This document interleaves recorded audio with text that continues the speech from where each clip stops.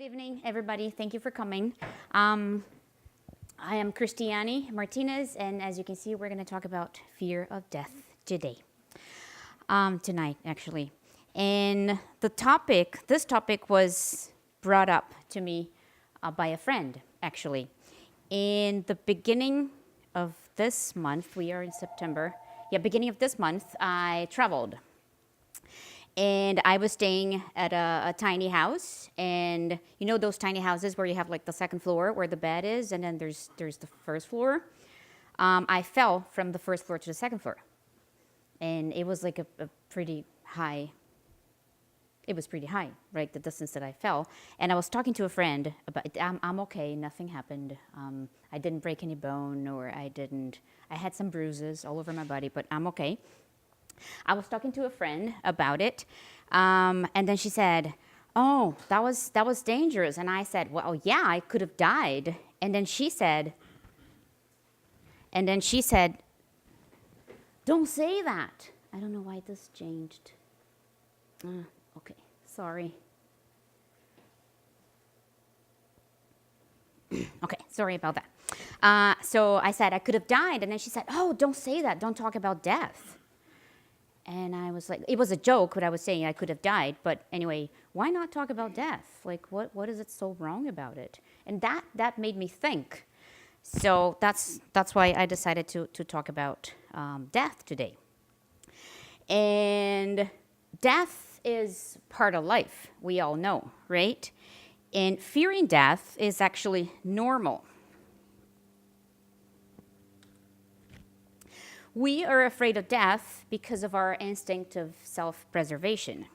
There is, in the book Heaven and Hell, chapter 2, where they talk about life and death, it says that the fear of death is at once a proof of the wisdom of providence and a consequence of the instinct of self-preservation that is common to all living creatures.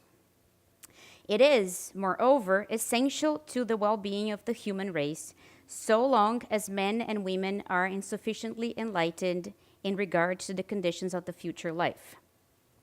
So it wouldn't be very wise to take death lightly, right? I wouldn't say we have to, but it's a good idea that we are scared of dying, because that's we preserve ourselves. If we are in a dangerous situation, we try. I think there's somebody at the door. We try to do everything we can to survive. If we were not scared of dying, we might just not worry about it. Like, yeah, if I die, it's okay. We wouldn't have this instinct of self-preservation. It also says that the fear of death serves as a counterpoise to the discouragement which, if not for this fear, would too often lead them to make a voluntary renunciation of their terrestrial existence and to shrink the labors of this lower sphere, which are necessary to their advancement. We can also say that other fears derive from the fear of death. As I said, when we are in a dangerous situation, we try to do something not to hurt ourselves because we are afraid of dying. In the Spiritist doctrine, we know that death is not the end. So why do we still fear death? Also in the book Heaven and Hell, it says that human beings, to whatever degree, I'm going to read a few parts of the book. I apologize in advance, but I wouldn't be able to put that as clearly as the book does, so I'll read a few paragraphs. It says that human beings, to whatever degree of the scale to which they belong, from the savage state upwards, have an innate presentiment about a future life. They feel an intuitive urging that death is not the end of existence. This spontaneous belief in a future state is vastly more general than the belief in annihilation. How is it then we find among those who do believe in the immortality of the soul so strong an attachment to the earthly life and so great a dread of death? So if we, Spiritists, do know that death is not the end, Why are we still afraid of it? My mom is a spiritist, and she's been a spiritist for longer than I have. And she still talks about death as something that we shouldn't mention, we shouldn't bring it up. And it's just something we shouldn't talk about. We shouldn't tell kids about it, and we shouldn't bring it up in meetings. We shouldn't talk about it when we visit somebody at the hospital. And why?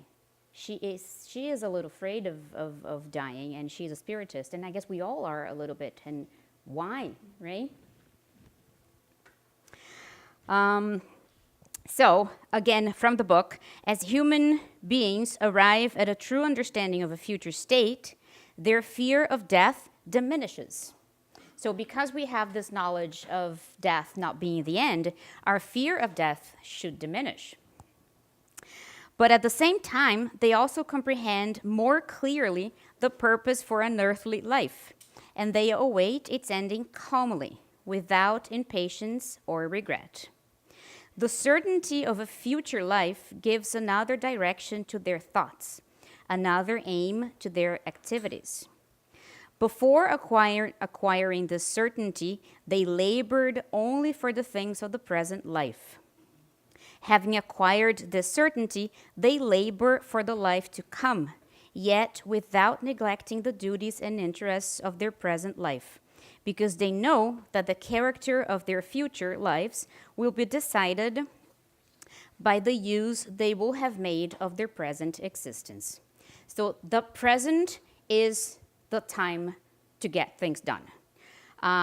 We worry about the future, but worrying about the future will not bring us any good, right? Will not do us any good. We worry about dying, but worry about dying will not do us any good. What we can do now in the present is what we should worry about. We can have a better future by changing the present, but we cannot change the future, not now, only by acting in the present. I hope I'm clear.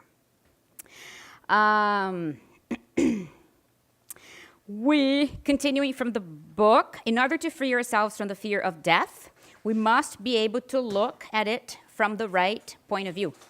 That is to say, we must have penetrated the spirit world in thought.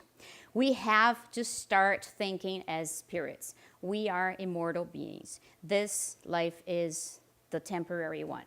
The one that we live in the afterlife is the real one, I would say. So everything I am here today is temporary. I was watching this other lecture by Susanna Simões, and she was saying that she isn't Susanna, she is being Susanna in this life. And I'm like, oh, this is such a hard concept to grasp, right? Because I am being Christiani, I am not Christiani. Because I am Christiani in this life, but in the past I wasn't, and in the future I won't be.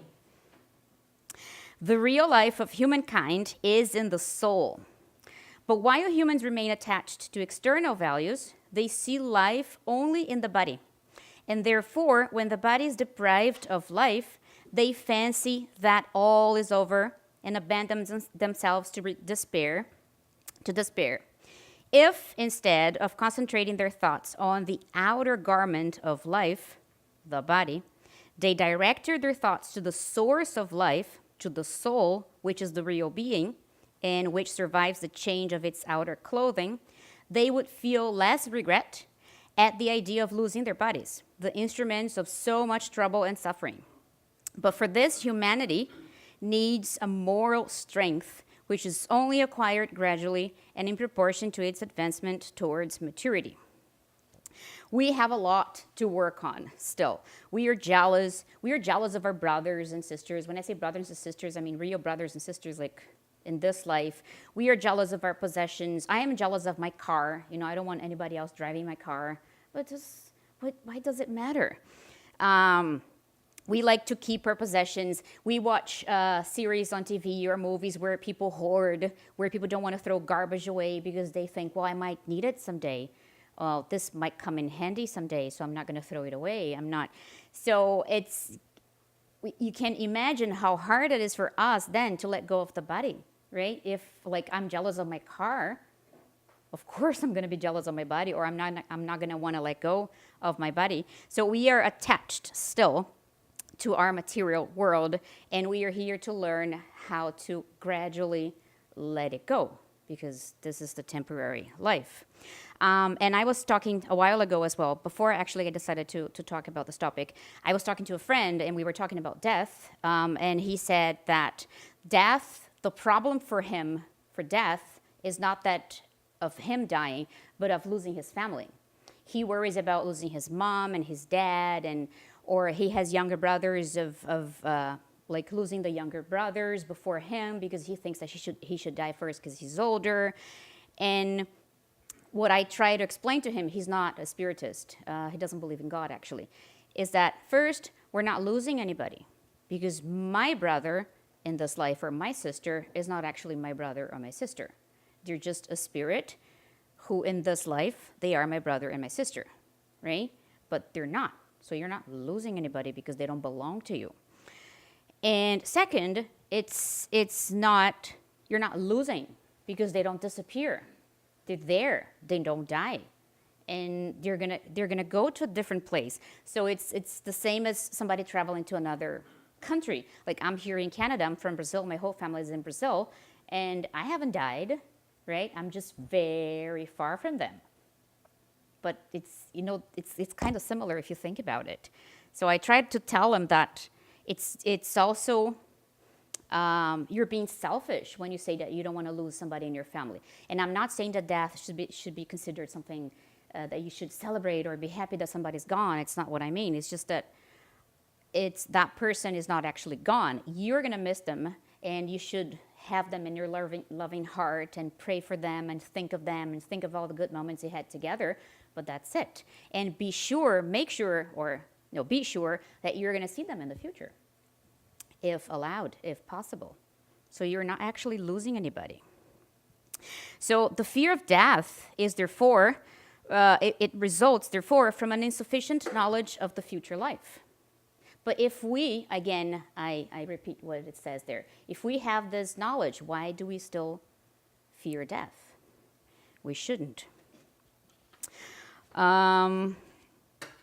We are also scared of death because of the pictures that we have in our head represented by the church. Many of us were Catholic before, or have come from a Catholic family, or other religions which believe that you're gonna be, like, you're gonna go either to hell or heaven, and then we are shown to contortions of the damned who expiate in endless tortures and unquenchable flames their momentary errors, ages after ages passing over them without hope of deliverance or pity or repentance.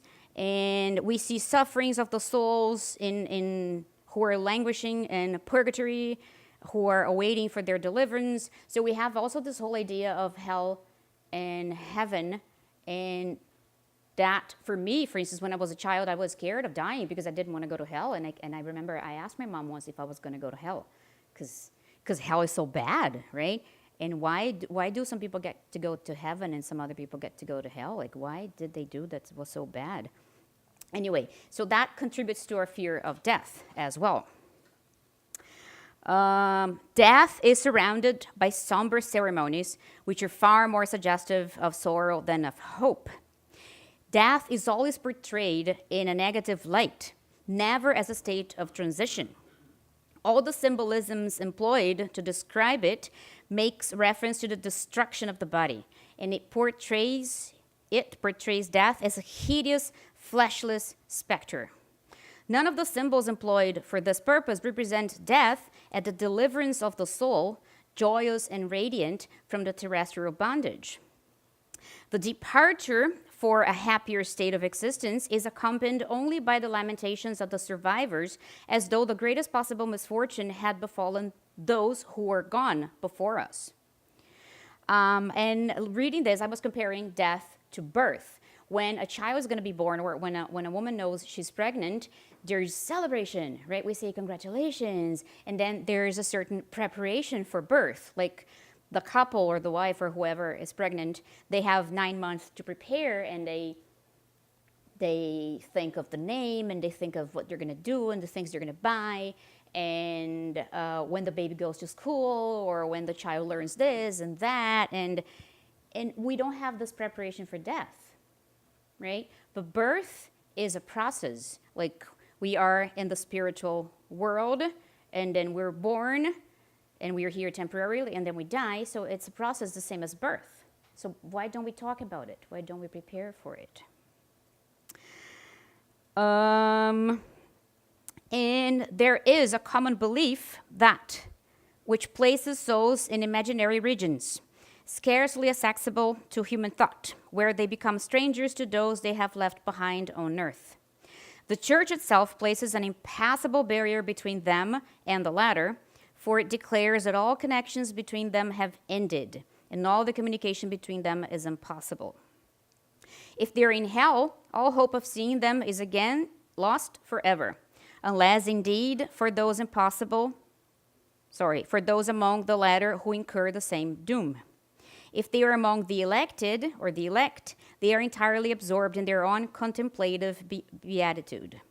All these suppositions make so wide a separation between the dead and the living. So the dead and the living, we know that we live together, right? We are among the dead, and I mean the spirits, which are discarnate spirits. And when we learn that this life and the other one, or heaven and hell, are so separate, we tend to fear death, of course, because we know we're going to be so far from the people that we love. But it's not like that, or it's not supposed to be. And the Spiritist doctrine changes entirely our views of the future. The life to come is no longer a hypothesis, but a fact. The state of the soul after death is no longer a matter of theory, but a result of observation. The veil is lifted, and the spirit world appears to us in all its activity and reality. It's not humankind who have discovered that world through some ingenious conception of their imagination. It's the inhabitants of that world who come in person to describe to us the state of being in which they find themselves. So we are able to talk to spirits. We have all the 5 books from Kardec and many, many, many other books. And we know that we are all connected. It's only one life. We are immortal. And it's very reassuring to think that way, I think, at least. I won't read the second part here. I have something that I have already read, but it is from the book Heaven and Hell, and I'd like to read it again. The fear of death is at once a proof of the wisdom of providence and a consequence of the instinct of self-preservation that is common to all living creatures. It is, moreover, essential to the well-being of the human race, so long as men and women are insufficiently enlightened in regards to the conditions of their future life. We don't know enough. It serves as a counterpoise to the discouragement which, if not for this fear, would too often lead them to make a voluntary renunciation of their terrestrial existence and to shirk the labors of this lower sphere, which are necessary to their advancement. And this is from Heaven and Hell. I'd also like to mention another book called Roteiro. The translation, there isn't a translation to English. The translation of the name would be Script. Thank you. And this book was written by Chico Xavier, by the spirit Emmanuel. And there is a chapter, I believe it's, I don't remember which chapter it is, but it's entitled Beyond Death. This chapter says a lot of things that the book Heaven and Hell mentions, which is that we do fear death because of the unknown, and we actually shouldn't because we have more knowledge of what happens after death. But we do still fear it because of our position in terms of evolution. And there is a very interesting sentence in that book. It's actually the first sentence of the chapter that says that the residence of the soul remains situated in the roots of its own thoughts. This was my own translation. I don't know if it's very clear. But some people ask themselves, Where am I going to go after I die? If there's no hell, there's no heaven, so what's going to happen to me? Where am I going to go? Right? I believe we all ask ourselves, like, am I going to be rescued? Am I going to see people who have lived with me before? Is my mom or are my parents, if they're dead, come to see me? Am I going to know that I'm dying? So it all depends on what you think now, what you are now, or what you surround yourself with right now is what you're going to be or what you're going to surround yourself with in the afterlife. It doesn't change anything. So the residence of the soul remains situated in the roots of its own thoughts. So what you think is what you are. If you are, or the book also says that if you were a tyrant in life ruled by selfishness and greed, that's what you're going to surround yourself with in the afterlife. If you were very materialistic, deeply connected to your material possessions, that's what you're going to be attached to in the afterlife. So it is. There is a second part. It is useless to worry. And how can we not worry? Self-knowledge, inner transformation. We, as I said before, we can change the present. And that's everything we can do. So be attentive, be open to what life tries to teach you, what life tries to show you. Let me just see if that's the next slide. Okay. We come to the Spiritist Center and we watch lectures, we read books, we take an active part in our Spiritist Center. But is that enough? Are we changing? Are we getting to know ourselves better and putting into practice what we learn? Are we putting into practice what we learn in books, the teachings that we have from the so many sources that we find? Some people always say, I have a friend actually that always says, this is always happening to me. Why is that? Why is this particular situation always happening to me? Why is it always happening to you? Exactly. Ask yourself, how does that make you feel? Is there anything that you can do to prevent the situation from happening again if that's disturbing you? How do you feel? What is life offering you, and how are you behaving towards these opportunities? Is a situation happening to you all the time because you're making the same choices? So if you are, and if you're dissatisfied with the results, change the choices you're making. But that's very difficult for you to realize that you're making the same choices. We tend to blame other people or to victimize ourselves and say, oh, this happened because of that other person, or because she did this, she did that, or because the world is against me, or right? But it's actually you yourself that should bring about the changes that you want. So pay attention to what life is trying to show you. We are put in the right circumstances in our life at the right moment with the right people. If something is always happening to you, it means that there's something that you need to change if you dislike what's happening to you. God wants us to succeed, right?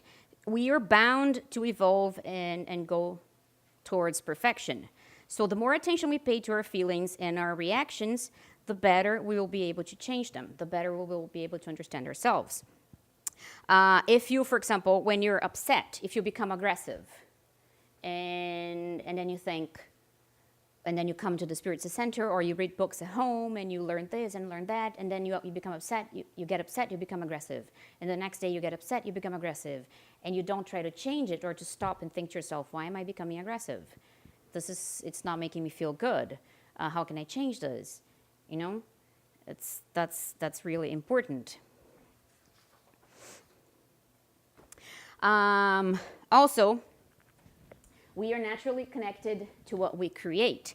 In the mediumship meetings that we have at the center, we see lots of discarnate spirits that get stuck to their past memories and to their inner feelings. So they come to see us and they say, I am in this horrible place, or they sometimes see themselves in a situation they can't escape, And many times this situation is related to their death or related to a person they should have like come to terms with, but they didn't. And they see themselves in that situation in the middle of that conflict. But actually, they're not in that situation.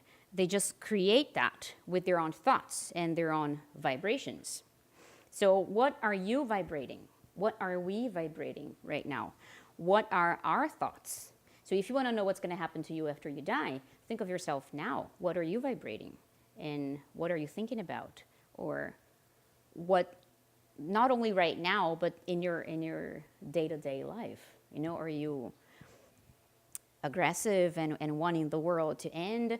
Or are you more loving and kind and trying to be a better person? And our master said, and you shall know the truth, and the truth shall make you free. So when we learn how to think as a spirit, which we are, an immortal spirit, it's very liberating. It's very rewarding. It sets us free to know that there is no death, right? And there's nothing to be scared of. It's actually beautiful. And to continue, I want to compare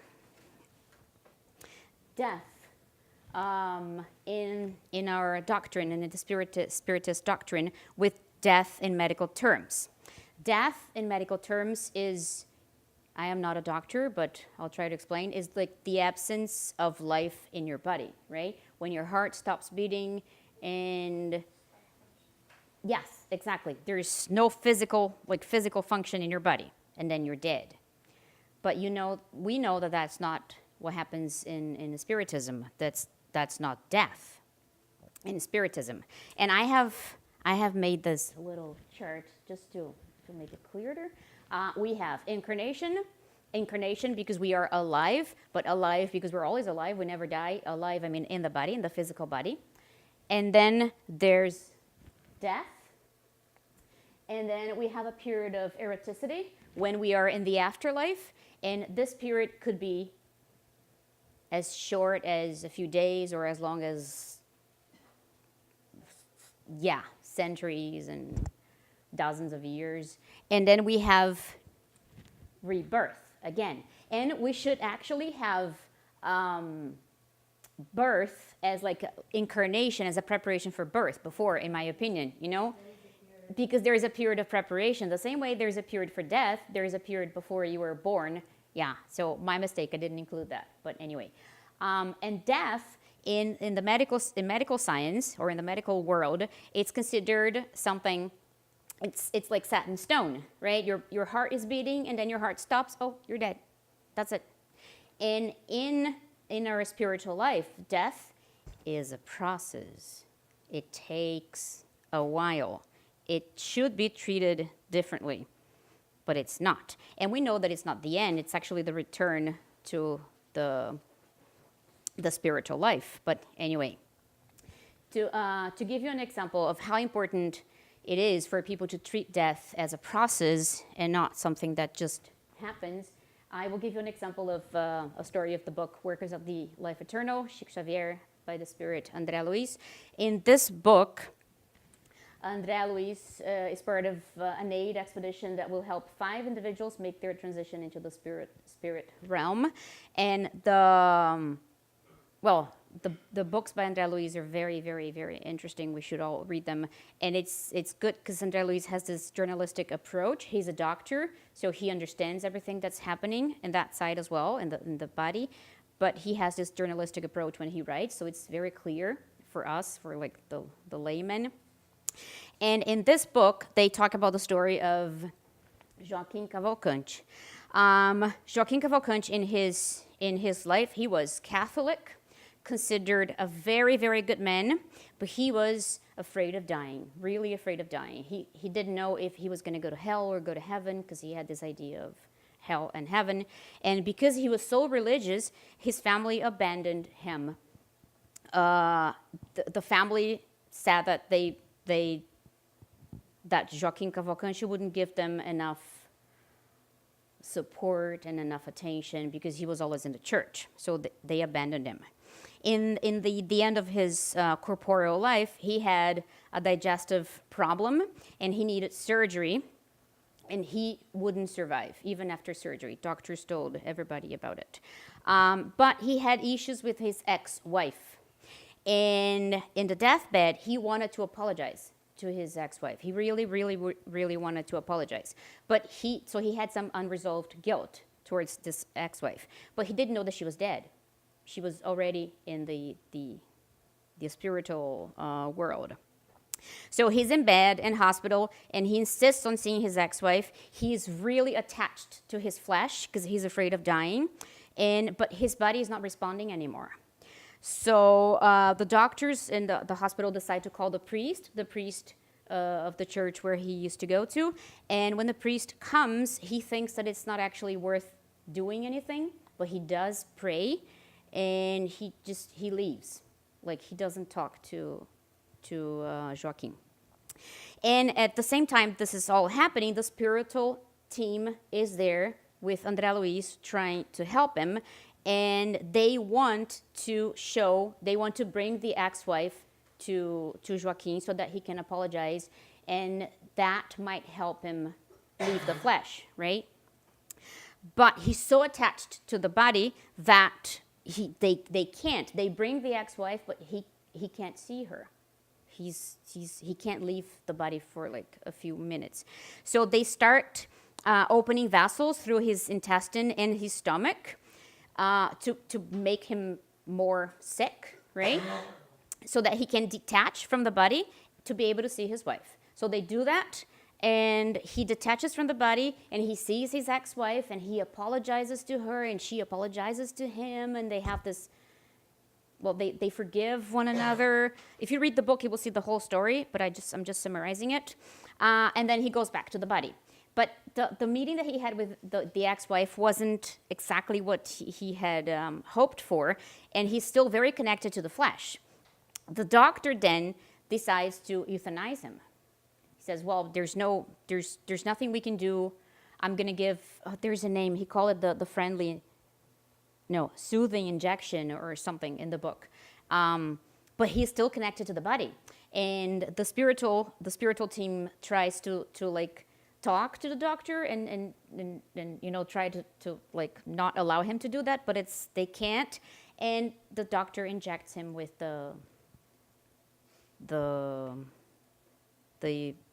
he euthanizes Joaquin. Then the numbness of the flesh doesn't allow Joaquin to detach from his body. And it prevents the spiritual team from helping. They can't help anymore because he's too numb. And it takes him 20 hours to leave the body because of that. So he's dead, declared dead in hospital, but he's still connected to the body, and it takes 20 hours for the spiritual team to be able to detach him. So I just decided to tell you the story because we know that death is a process. He was dead. After the injection, and a few minutes later, he was dead. But he wasn't actually, he was still connected to the body after 20 hours. So if doctors knew that. There is a sentence by Abraham Lincoln, and he says that the best thing about the future is that it comes one day at a time. And I thought that was a beautiful sentence. It's connected to what we were talking about. So if you want to, I wouldn't say no, but if you want to have an idea of what's going to happen to you after you die, be a better person today. Work on your today, right? And we have nothing to fear.